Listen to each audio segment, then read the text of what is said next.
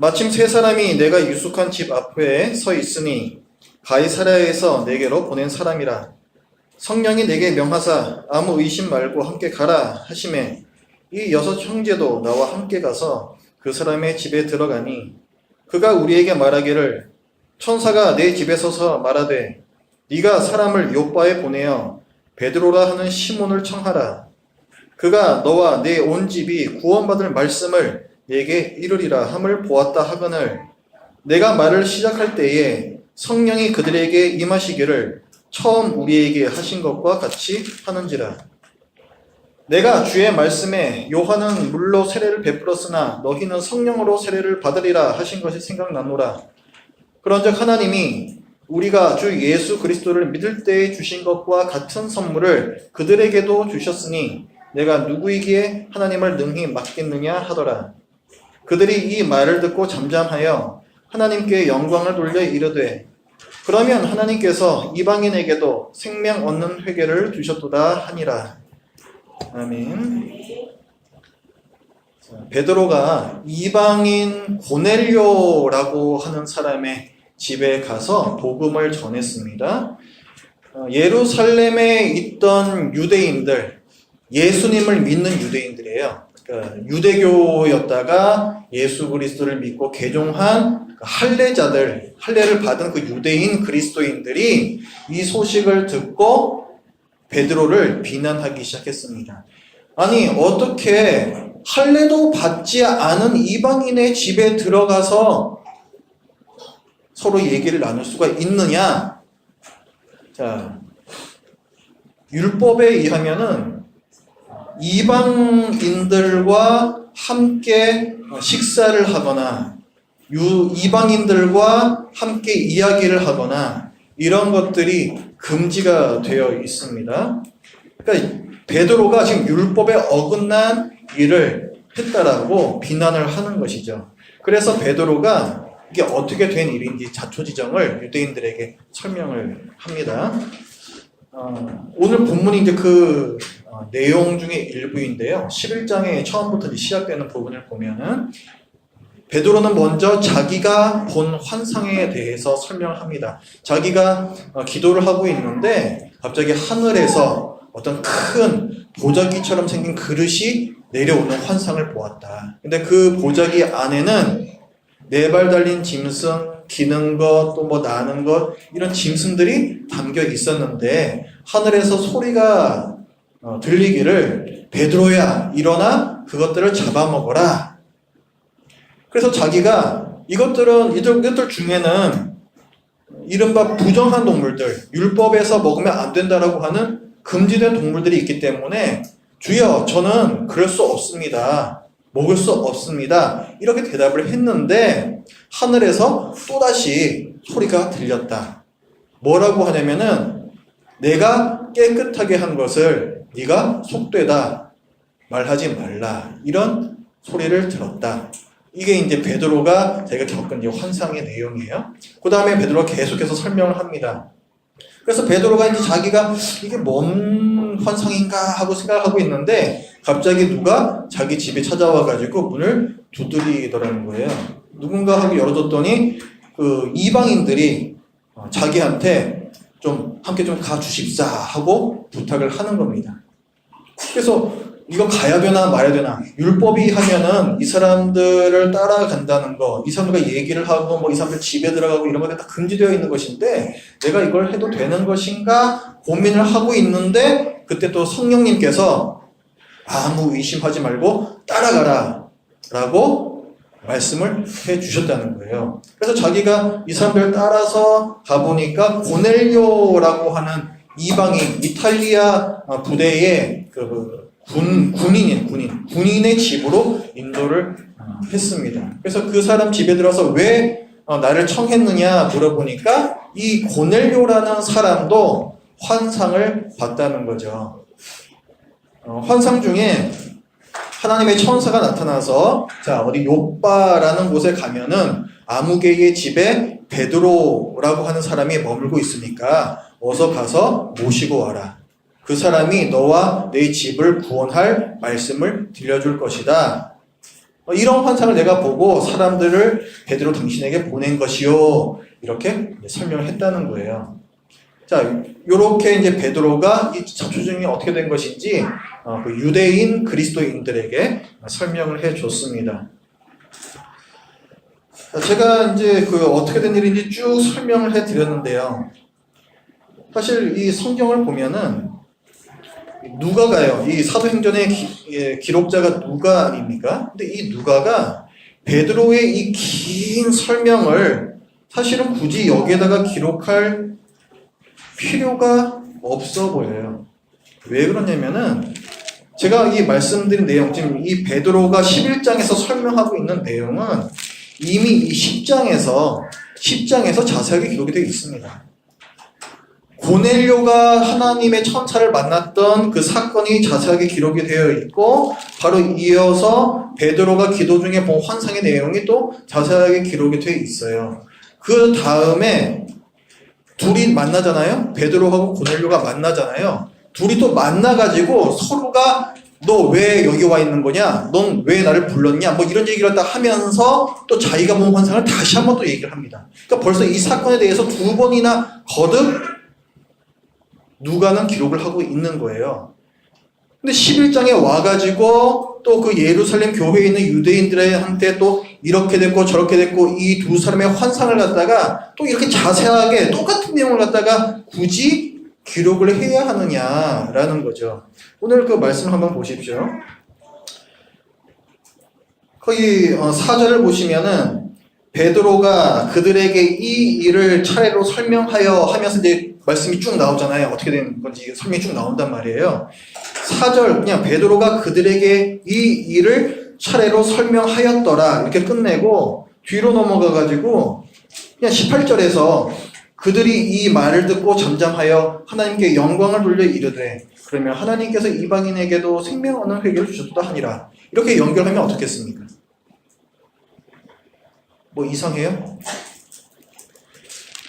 이 성경을 읽는 사람들은 이미 10장에서 이 환상의 내용이 뭔지 두 번이나 본 사람들이에요. 우리도 마찬가지고. 그러니까 굳이 기록할 필요가 없다라는 거죠.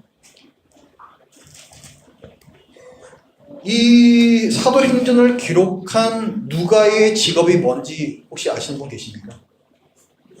의사예요, 의사. 의사가 어떤 분들이에요? 실수하면 안 되는 사람들이죠? 매우 치밀하고 꼼꼼하고 매우 효율적으로 일할 수밖에 없는 분들이 바로 의사입니다. 누가는 의사예요. 그러니까 이 효율성을 따지는 이 누가가 굳이 기록할 필요도 없는 얘기를 갖다가 똑같은 얘기를 갖다가 여기서 또 한 번 기록을 했다. 사실은 앞에서 10장에서부터 보면은 3번이나 기록을 했다. 여기에는 뭔가 이유가 있겠죠. 굳이 이렇게 비효율적으로 하는 이유가 있는 거라고요. 그 이유가 뭐겠어요? 그만큼 이 사건이 굉장히 중요한 거란 거예요. 이게 잘못 오해가 되면은 안 되는 거라는 거예요. 이 사건이 정확하게 전달이 돼야만 한다는 거예요. 베드로가 그 뭐 보자기가 내려오는 환상을 봤잖아요. 이 환상 자체에도 이런 비효율적인 반복이 있습니다. 10절 말씀을 보세요. 10절 말씀을 보면은 이런 일이 3번 있은 후에 모든 것이 다시 하늘로 끌려 올라가더라. 어떤 일이 3번 있었는가? 그 앞에 나오는 내용이겠죠. 그러니까 자 보자기가 내려왔어요. 그 다음에 3번 뭔가 있은 다음에 보자기가 올라갔어요. 그럼 3번은 뭐가 있었겠어요? 그 앞에 절에 어떤 내용들이 나오니까 하나님께서 말씀하시죠. 야 그거 일어나서 먹어. 그때 베드로가 못 먹어요. 그랬더니 또 하나님께서 야 내가 깨끗하게 한 것을 네가 속되다고 말하지 마. 자, 이 사건이 지금 가운데 있는 거죠. 그러니까 이 사건이 3번 반복된 거예요. 그렇죠? 하나님하고 베드로하고 계속 옥신각신 하고 있는 거죠. 먹어 못 먹어요. 먹어 못 먹어요. 이걸 계속 했다는 거예요. 그거를. 뭐 이른바 뭐 3세판 우리 가위바위보 3세판 하잖아요. 3세판 왜 3세판을 합니까? 한 번으로 끝내지 않고 누가 이겼는지 확실하게 가리자 이런 게 3세판이잖아요. 가위바위보. 환상 이것도 지금 3세판이 일어났어요. 베드로한테는요 3세판에 대한 트라우마가 있습니다. 예수님께서 말씀하셨어요. 닭이 3번 울기 전에 네가 나를 부인하리라. 과연 그 말씀대로 베드로는 예수님을 3번 부인했습니다. 확실하게 부인한 거죠. 그 다음에 부활하신 예수님께서 베드로를 만나주시죠. 그 다음에 어떤 말씀을 하세요? 네가 나를 사랑하느냐?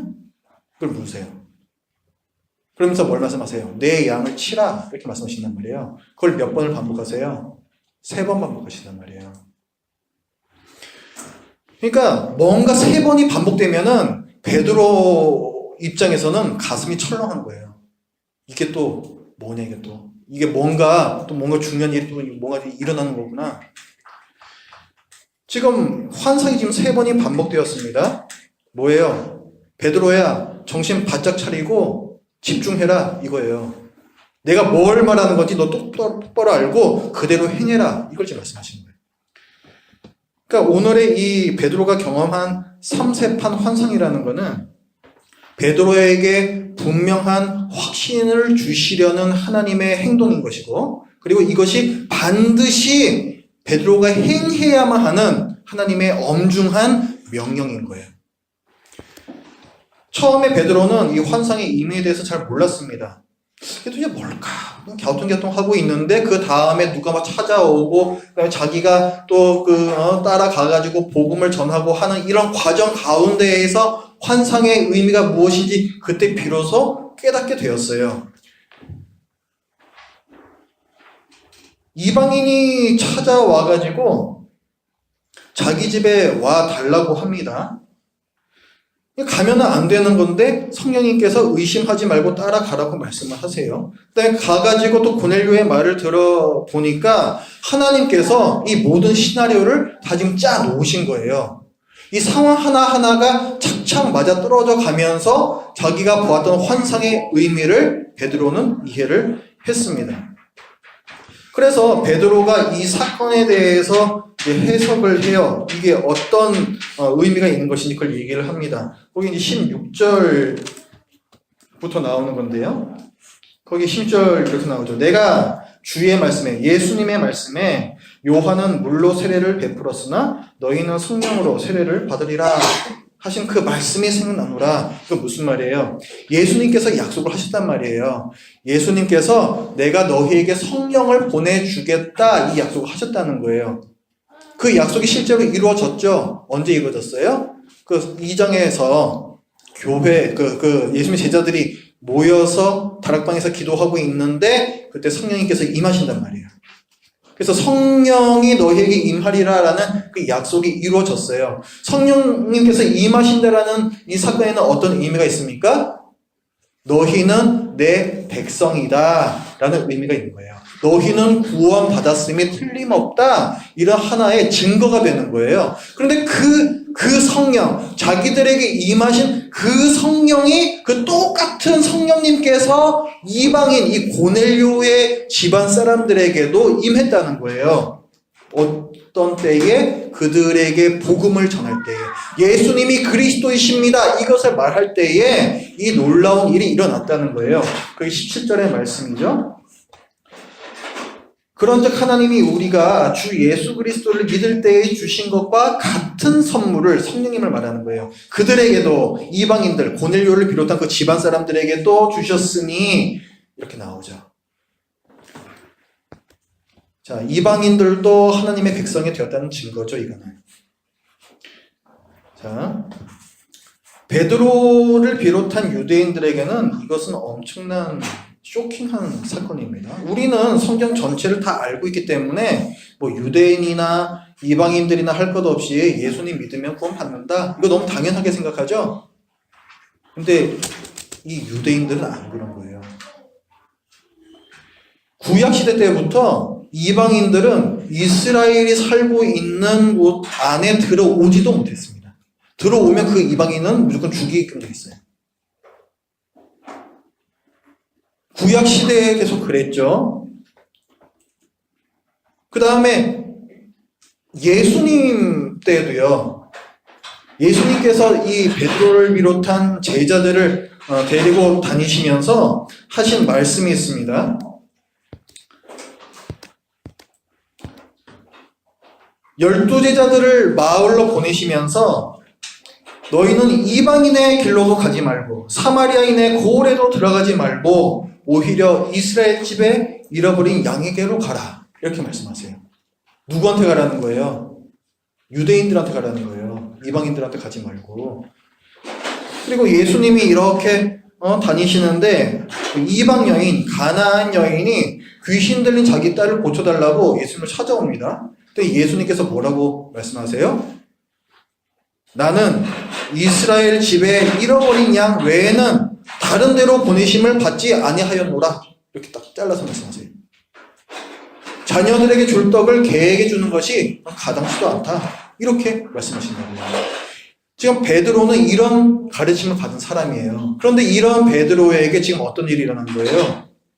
이방인이 하나님의 백성 안으로 들어오는 이 일을 지금 경험을 한 거예요, 지금. 얼마나 쇼킹했을까요? 이게 도대체 어떻게 된 일이냐?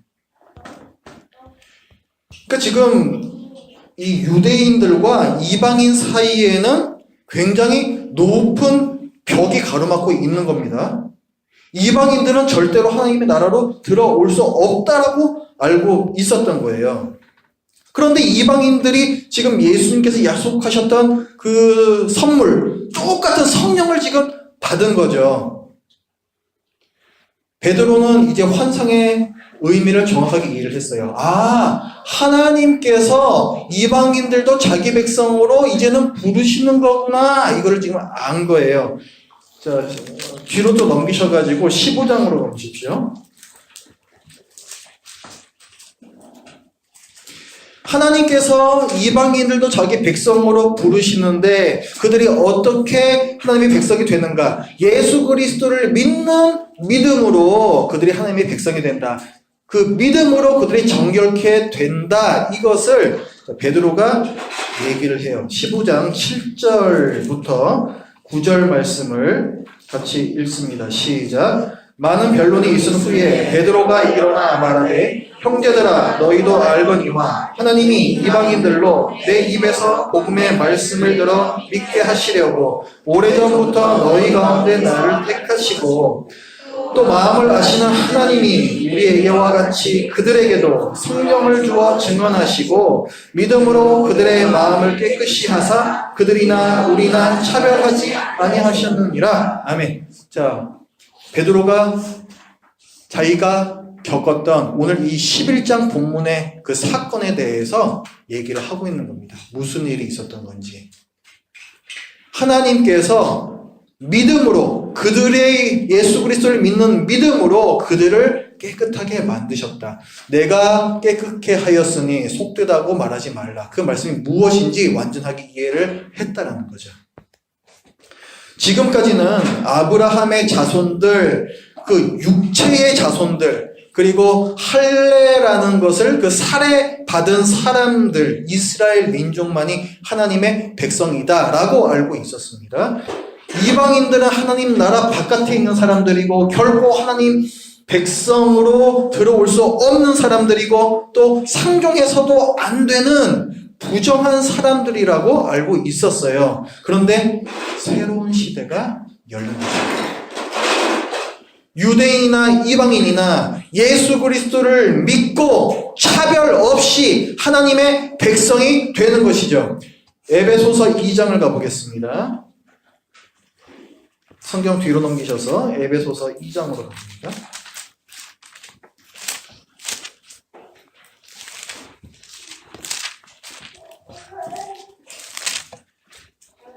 유대인과 이방인 사이에 있었던 이 높은 벽이 예수 그리스도의 십자가 대속 그 피로 말미암아서 오직 믿음으로 유대인이나 이방인이나 다 하나님의 백성으로 들어오게 된 이 사건, 그 벽이 무너지게 된 사건에 대해서 사도 바울도 똑같은 말을 합니다. 2장 11절부터 19절까지 우리 교독합니다. 오늘 사건을 생각하시면서 읽습니다. 제가 11절을 먼저 읽습니다. 시작. 그러므로 생각하라. 너희는 그때에 육체로는 이방인이요 손으로 육체에 행한 할례를 받은 무리라 칭하는 자들로부터 할례를 받지 않은 무리라 칭함을 받는 자들이라.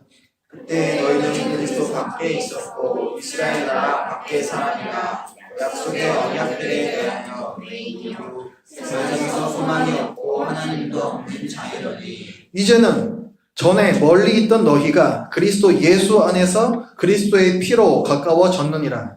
그는 우리의 화평이신지라 불로 하나를 만드사 원수된 것 곧 중간에 막힌 자를 자기 뜻대로 하시고 법조문으로 된 계명의 율법을 폐하셨으니 이는 이들로 이 둘로 자기 안에서 한 세 사람을 지어 화평하게 하시고 또 십자가로 이 둘을 한 몸으로 하나님과 화목하게 하려 하시니라 원수된 것을 십자가로 소멸하시고 또 오셔서 먼 데 있는 너희에게 평안을 전하시고 가까운 데 있는 자들에게 평안을 전하셨으니 이는 그로 말미암아 우리들이 한 성령 안에서 아버지께 나아감을 함께하게 하시니라. 같이 읽습니다. 그러므로 이제부터 너희는 외인도 아니요 나그네도 아니요 오직 성도들과 동일한 시민이요 하나님의 권속이라. 아멘. 자, 예수 그리스도로 말미암아 하나 되었음을 계속 강조합니다. 하나 되었다. 유대인이나 이방인이나 이제 하나가 되었다. 이것을 계속 강조를 하죠. 14절에 그는 우리 화평이신지라 둘로 하나를 만드셨다. 15절에서도 그 둘로 자기 안에서 예수 그리스도 안에서 한 세 사람을 지으셨다. 16절에서도 또 십자가로 이 둘을 한 몸으로 하나님과 화목하게 하셨다. 또 18절에서도 이는 그로 말미암아 우리들이 한 성령 안에서 그렇죠? 동일한 똑같은 성령이 그들에게도 임했다. 이것이 놀라운 사실이었잖아요. 오늘 본문에서 그것을 지금 사도 바울도 얘기하는 거예요. 우리 둘이 한 성령 안에서 하나님 아버지께 나아감을 얻게 하려 하시니라. 자, 유대인이나 이방인이나 예수 그리스도를 믿고 차별 없이 하나님의 백성이 된다. 이것은 당시의 유대인들에게 매우 충격적인 사실이었다는 거. 그리고 베드로를 포함한 모든 유대인들이 참으로 받아들이기 어려운 메시지였다는 거. 이 사실이 얼마나 받아들이기 힘든 거냐면요. 오늘 베드로가 환상을 보잖아요. 하나님의 말씀까지 들으면서 또 이런 누구를 만나는 경험을 하면서 이방인도 이제는 우리와 전혀 다를 것 없는 하나님의 백성이구나. 똑같은 하나님의 백성이구나. 우리가 그들 차별해서는 안 되겠구나. 이걸 깨닫잖아요. 그런데 이 일을 경험하고 나서도 나중에 베드로는 또 이상한 짓을 합니다. 갈라디아서 2장을 보면은 사도 바울이 베드로를 혼내는 얘기가 나와요. 자, 베드로가 이방인들과 같이 베드로가 자기와 같은 유대인들 몇 명과 함께 이방인들과 함께 식사를 하고 있었습니다. 그런데 갑자기 예루살렘 교회에서 어떤 사람들이 찾아왔어요. 예루살렘 교회에서 온 사람들이니까 이 사람들은 할례를 받은 유대인 그리스도인들입니다. 그랬더니 이 베드로가 시겁해가지고 얼른 그 식사 자리를 갖다가 떠나버립니다. 그랬더니 베드로와 같이 있던 다른 유대인들도 여기 같이 있으면 안 되는 건가 싶어가지고 자기네들도 같이 그 자리를 떠나버려요. 심지어는 여러분 바나바라고 하는 사람도 있어요. 아시죠? 바나바. 바울과 바나바 할 때 그 바나바. 그 바나바라는 사람도 이 자리에서 피해야 되는 건가? 그런 유혹을 받았다. 그래서 바울 사도가 베드로에게 너 그러면 되는 거야? 하면서 혼냈다라는 이야기가 기록이 되어 있습니다. 갈라디아서 2장에. 이 사건은 오늘의 본문 다음에 있었던 사건인 거거든요. 그러니까 그만큼 이방인들과 유대인이 한 자리에 있다라는 사실, 스스럼 없이 같이 지낸다라는 사실은 그들에게 있어서는 문화 충격인 거예요. 굉장히 어려운 일이었던 겁니다. 베드로와 유대인들은 왜 이방인들을 이렇게 받아들이기 힘들었을까요? 그들이 읽었던 성경에는 이방인을 구원하시겠다라는 하나님의 그 말씀이 없었을까요? 이 당시의 성경은 구약 성경입니다. 그때는 아직 신약 성경이 기록이 안 돼 있던 때예요. 구약 성경을 갖고 있었던 거예요. 사람들은. 그런데 아무리 구약이라고는 하지만은 이 성경 전체에는 이방인의 구원에 대한 예언들이 아주 명백하고도 또 매우 자주 나옵니다. 창세기서부터 그런 말씀이 나와요. 창세기 12장 3절 너를 축복하는 자에게는 내가 복을 내리고 너를 저주하는 자에게는 내가 저주하리니 땅의 모든 족속이 너로 말미암아 복을 얻을 것이라. 결국 예수님을 인하여서 온 세상 모든 민족이 받게 될 복, 구원의 복을 예언하는 말씀이거든요. 이미 모든 족속이란 말이 나와요. 이사야 선지자도 이방인의 구원에 대해서 여러 차례 예언을 했습니다. 물이 바다를 덮은 같이 여호와를 아는 지식이 세상에 충만할 것임이니라. 또 만군의 여호와께서 이 산에서 만민을 위하여 모든 민족을 위하여 이런 뜻이에요. 만민을 위하여 기름진 것과 오래 저장하였던 포도주로 연회를 베푸시리니 곧 골수가 가득한 기름진 것과 오래 저장하였던 맑은 포도주로 하실 것이며 이건 천국 잔치를 말씀하는 거죠. 또 이 산에서 모든 민족의 얼굴을 가린 가리개와 열방 위에 덮인 덮개를 제하시며 사망을 영원히 멸하실 것이니라. 모든 민족에게 주실 사망으로부터의 죽음으로부터의 죄로부터의 구원을 예언을 하시는 거죠. 또 이사야 42장 6절에도 나 여호와가 의로 너를 불렀은즉 내가 내 손을 잡아 너를 보호하며 너를 세워 백성의 언약과 이방의 빛이 되게 하리니. 이방인들에게도 구원의 빛을 비춰주시겠다는 거예요. 이 이스라엘을 사용하셔서 또 예수 그리스도를 통해서 이방의 빛을 비춰주시겠다 예언을 하시는 겁니다. 요엘서에서도 그 후에 내가 내 영을 만민에게 부어주리니 얘기하고 있고요. 또 스가랴서 2장 11절에서도 그날에 많은 나라가 이스라엘만이 아니라 많은 나라가 여호와께 속하여 내 백성이 될 것이요 나는 네 가운데에 머무리라 약속을 하고 있습니다. 지금 말씀드린 말씀들 말고도 굉장히 많아요. 베드로가 이렇게 계속 수없이 나오는 이런 말씀들을 몰랐을까요? 베드로는 성경을 굉장히 잘 아는 사람입니다. 우리가 베드로가 쓴 이 글을 보면 알 수 있듯이 굉장히 해박한 지식, 성경에 대한 정확한 지식을 갖고 있는 사람이 바로 베드로예요. 베드로는 이방인들도 구원하시겠다는 성경 말씀을 몰랐을 리가 없습니다. 분명히 잘 알고 있었죠. 다만 베드로와 유대인들은 과도기에 살고 있었다는 사실을 우리가 염두에 둬야 됩니다. 베드로는 이방인들까지도 하나님께서 구원하실 거라는 예언을 알고 있었어요. 하지만 그 예언이 어떻게 언제 일어날 것인가에 대한 거기에 대한 정확한 지식을 갖고 있지 않은 거죠. 근데 그 일이 지금 자기가 살고 있는 그 당시에 자기가 살고 있는 그 장소에서 지금 일어나고 있는 거예요. 그러니까 당연히 베드로와 유대인들은 혼란스러울 수밖에 없는 겁니다. 베드로 입장에서 지금까지의 시대는 유대인과 이방인이 섞이지 않는 것이 당연한 거였고 유대인들이 이방인들로부터 구별되고 하나님 백성으로서의 정체성을 잃지 않고 잘 보존하는 것, 그것이 가장 큰 가치였고요. 따라서 유대인과 이방인 사이에 큰 벽을 두고 있는 것이 당연한 일이었던 거예요. 사람이 자기가 살고 있는 그 문화와 그 전통을 거스르는 행동을 한다는 것이 얼마나 힘든 것입니까?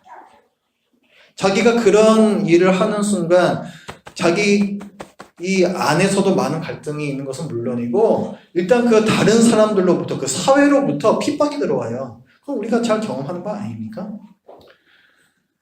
그래서 대부분의 사람들이 이런 일들은 엄두를 못 내고 그런 일을 실제로 시도하는 것은 더더군다나 하지 못합니다.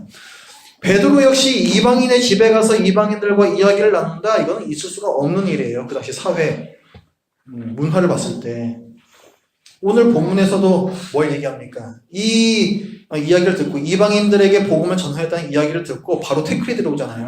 너 왜 이방인 집에 들어갔어? 바로 댓글이 들어온다고요. 지금 뭐가 문제입니까? 유대인의 문화와 전통 그리고 고정관념 이게 지금 문제인 거죠. 지금까지 계속 이렇게 해왔으니까라는 어떤 고정관념 문화 그게 지금 문제인 거예요. 그런 것들이 이방인들도 자기 백성 삼으시려는 하나님의 계획을 방해하고 있는 것입니다. 그러니까 하나님께서 이 일을 강제적으로 진행을 시키시는 거예요. 오늘 사건을 보면요. 하나님이라는 단어, 성령님이라는 단어가 얼마나 많이 나오는지 모릅니다. 10장과 11장, 계속해서 이 사건을 계속해서 반복해서 묘사하잖아요. 빼놓지 않는 단어가 뭐냐면은 하나님이 이렇게 하셨어, 성령님이 이렇게 하셨어. 그 얘기입니다. 왜 그럴 것 같아요?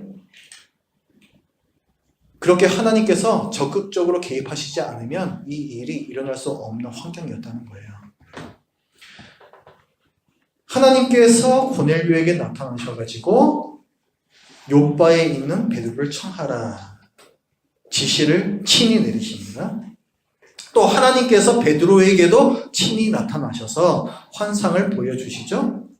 그 다음에 베드로가 내가 이 사람들을 따라서 고넬료를 만나러 가야 되나 고민하고 있을 때 이번에는 성령님께서 또 지시하시죠. 의심하지 말고 따라가 얘기하십니다. 또 복음을 전할 때 성령께서 그들에게 임하신다고 했습니다. 우리는 믿을 때 어떤 일이 일어나요? 우리가 믿을 때 와 성령님이 나한테 임하셨네. 아니 다른 사람들이 예수님 믿는데 우와 성령님이 저 사람 위에 임하시네. 이런 게 가시적으로 우리 눈에 보이도록 그렇게 보입니까? 안 보이잖아요. 그런데 지금 이 고넬료의 집에서는 그런 일이 베드로의 눈에 그게 보였다고요. 베드로와 같이 갔던 유대인들 사람들의 눈에도 그런 이상한 일이 보였다고요. 이 사람들이 막 방언을 하고 이상한 신비한 현상이 일어났다고요. 왜 그럴까요? 그만큼 하나님께서 적극적으로 이 일을 드라이브 하셨다는 거예요. 오늘 본문을 쭉 보면요. 하나님께서 참 급하셨다라는 생각을 하게 됩니다. 하나님께서 여기서도 나타나시고 저기서도 나타나시고 또 오늘 말씀에 15절 같은 데서도 보면요. 자, 내가 말을 시작할 때에 베드로가 복음을 전하기 시작할 때에 성령이 그들에게 임하셨다 이렇게 기록하죠. 어떤 느낌이 듭니까? 복음을 전하려고 입을 떼자마자 성령님께서 급히 임하신 것 같은 그런 뉘앙스가 느껴지죠. 하나님께서 굉장히 급하셨구나. 베드로는 이런 하나님을 자기가 어떻게 막을 수 있겠느냐라고 유대인들에게 설명을 합니다. 17절에 이렇게 나오죠. 내가 누구이기에 하나님을 능히 막겠느냐. 이런 하나님을 내가 어떻게 막어? 이렇게까지 간섭하시고 개입하시고 친히 이루어 가시는 하나님을 내가 어떻게 막어? 그 얘기를 하죠. 그랬더니 베드로를 비난했던 그 할례자들, 유대인들도 그 사실을 인정을 합니다. 18절에서 뭐라 그래요? 그들이 이 말을 듣고 잠잠하여 하나님께 영광을 돌려 이르되 그러면 하나님께서 이방인에게도 생명 얻는 회개를 주신 거 맞네. 했다는 거예요.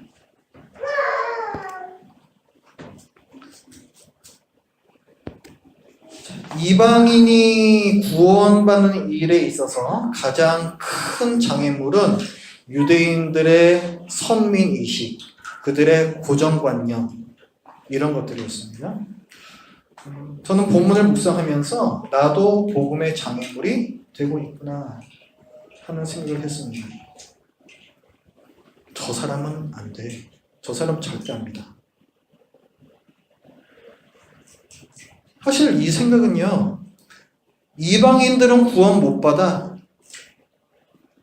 이런 유대인들의 선민의식과 똑같은 거 아닙니까?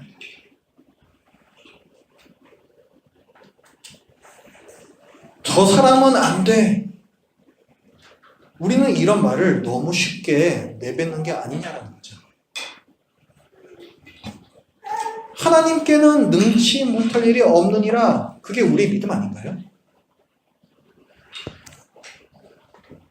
구원받을 사람에 대한 나의 판단, 나의 고정관념, 이런 것들이 복음 전파의 장애물이 되고 있습니다. 하나님께서 하시고자 하는 일에 오히려 걸림돌이 되고 있다고요. 우리는 나 같은 사람도 구원해 주시는 하나님께 감사하면서 저런 사람은 구원해 주지 않을 거라고 그렇게 생각해요. 우리는 하나님께서 차별 없이 구원하신다는 사실을 믿으면서 전하는 데 있어서는 우리 스스로 차별을 합니다. 하나님은 모든 사람이 구원을 받으며 진리를 아는 데 이르기를 원하시느니라. 우리는 이러한 하나님의 생각을 알면서 일부 사람에게만 구원의 대상을 한정시키고 있습니다. 이런 모든 생각들은 하나님께서 베드로야 일어나 잡아먹어라 하실 때 주님 그럴 수 없습니다 라고 계속 옥신각신하면서 3번이나 하나님과 말다툼을 벌였던 그 베드로와 전혀 다를 바가 없는 모습인 거죠.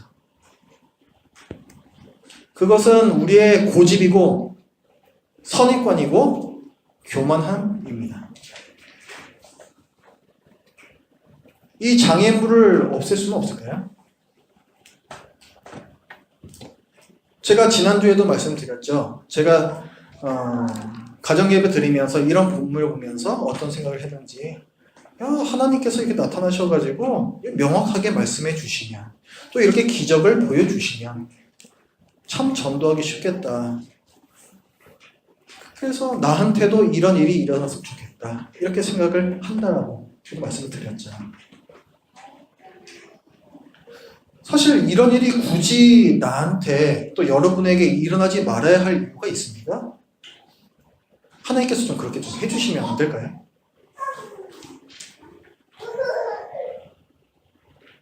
굳이 저와 여러분에게 일어나야 할 이유가 없습니다.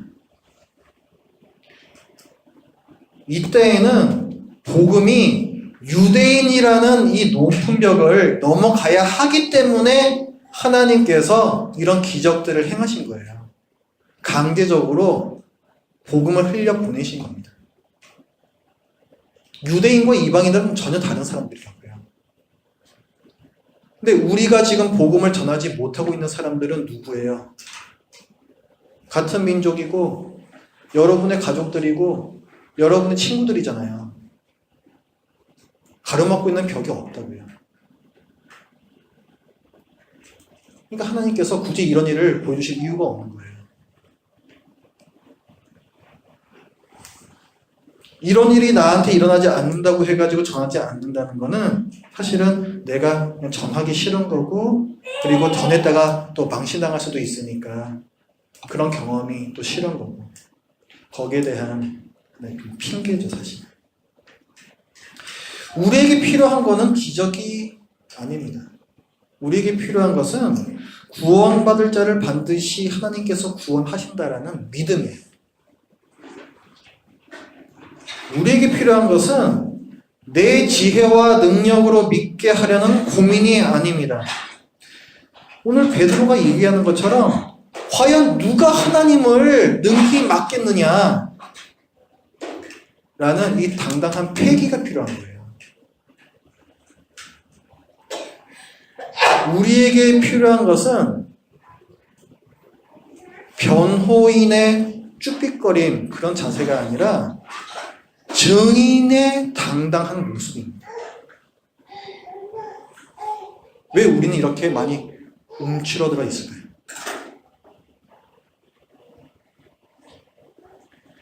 하나님께서는 베드로에게 깨우침을 주신 것처럼 이 시간을 통해서 우리에게도 깨우침을 주십니다.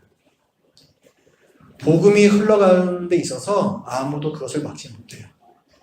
누가 능히 하나님을 막겠느냐. 하나님께서 하시는 일입니다. 하나님께서 하시는 일을 그 누구도 막을 수가 없는 거예요.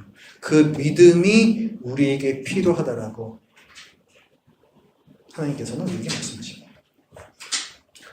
이 믿음과 이 당당함과 이 패기가 여기 있는 저와 여러분 모두에게 있길 바라요. 기도하겠습니다. 하나님 아버지, 오늘 베드로를 통하여서 이방인 고넬료의 집안을 구원하신 이 엄청난 사건의 의미를 저희들이 살펴보았습니다. 이 모든 기적과 환상을 동원하면서까지 그렇게 하셔야만 했던 하나님의 크신 사랑과 또 큰 이 계획을 저희들이 보고 또 그 큰 계획에 의해서 저희들 자신이 구원받았음을 생각하며 또 이것이 저희들만 누리는 것이 아니요 저희 주위에 있는 아직 믿지 않는 다른 자들에게도 흘러가야 할 복음임을 저희들이 이 시간에 깨닫습니다. 하나님 아버지, 저희들에게 부족한 것은 기적이 아니요 저희들에게 부족한 이 믿음과 당당함과 이 패기인 것을 알려주셨사오니 주여 저희들 이 시간에 다시 한번 다짐하고 저희들의 마음을 추스리고 또 땅에 엎드려져 있는 저희들의 무릎을 일으켜 세워서 하나님께서 원하시는 바 이 복음에 흘러나감을 저희들 삶 가운데 주님 앞에 또 보여드릴 수 있는 우리 모두의 삶이 되게 하여 주시옵소서. 예수님의 이름으로 기도드립니다. 아멘.